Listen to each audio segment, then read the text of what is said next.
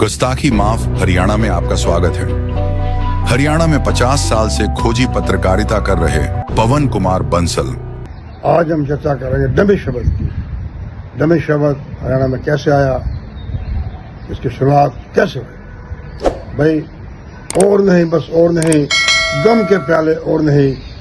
आज हम हरियाणा के सीएम नायब सिंह सैनी को बिन मांगे सलाह दे रहे हैं। वैसे पत्रकार का काम सलाह देना नहीं होता, उसका काम तो लिखना होता है। और बिन मांगी सलाह की तो वैसे कोई वैल्यू नहीं होती, अपनी बेइज्जती कराना होता है। लेकिन 50 साल से हरियाणा में पत्रकारिता कर रहा हूँ, हरियाणा में पैदा हुआ। हरियाणा के जो मौजूदा हालत हैं उनको देखकर दिल दुखी होता है। इसलिए ये गुस्ताखी कर रहा हूँ माननीय नायब सिंह सैनी की शान। अब नायब सिंह सैनी जी, कब तक आप मनोहर लाल के साए में रहोगे? उनके साए से निकलो और साबित करो कि मैं डमी नहीं हूँ, मैं सही मायने में सीएम हूँ। क्योंकि जनता के प्रति जवाबदेही आपकी है। पूरे हरियाणा में अफसरशाही में, लोगों में, मीडिया में दबी जुबान पे चौपाल में सवाल पूछा जा रहा है कि दिल्ली से कौन व्यक्ति रिमोट कंट्रोल से सरकार चला रहा है। नायब सिंह सैनी जी, उल्टे सीधे काम हो रहे हैं, बदनामी तो आपकी हो रही है। रिमोट कंट्रोल करने वाले व्यक्ति की कोई जवाबदेही नहीं होगी।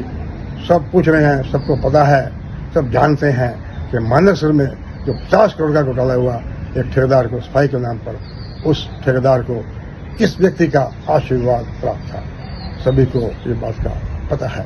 नायब सिंह सैनी जी, आपको बता दें कि इमरजेंसी में जब बंसीलाल जी केंद्र में डिफेंस मिनिस्टर बनकर चले गए थे तो उन्होंने नरसिंह गुप्ता को, बीडी गुप्ता को हरियाणा का सीएम बनवा दिया था। और जब इमरजेंसी खत्म हुई, शाह कमीशन बैठा इमरजेंसी की जातियों के बारे में विचार करने, तो शाह कमीशन बैठा तो बीडी गुप्ता ने कह दिया भी मैं तो डमी था, चलती तो बंसीलाल के बेटे सुरेंद्र की थी। वो बात ठीक थी, वो डमी थे। उसके बाद जब 89 में देवीलाल जी केंद्र में डिप्टी प्राइम मिनिस्टर बनकर चले गए तो यहाँ मैं कांड हुआ तो बीडी गुप्ता को सीएम बना दिया।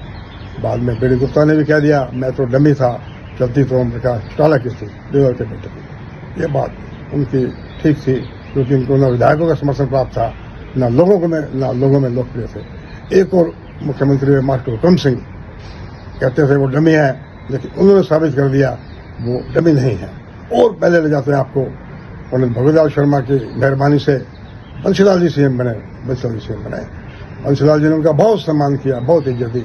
लेकिन जब पंडित जी ने सरकार के डे टू डे काम में इंटरफेरेंस करना शुरू कर दिया तो बंसीलाल जी ने उनको उनकी औकात बता दी और साबित कर दिया कि मैं डमी नहीं हूँ। अब नायब सिंह सैनी जी, आप पर आते हैं।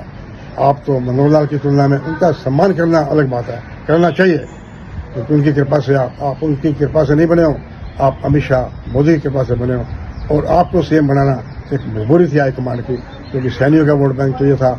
और मनोहर लाल बड़े लोकप्रिय हो गए थे। मनोहर लाल, ये गलत बात है कि आप मनोहर लाल की कृपा से सीएम बने हो। अब बात आती है कि डमी की। आप साबित करो कि मैं डमी नहीं हूँ।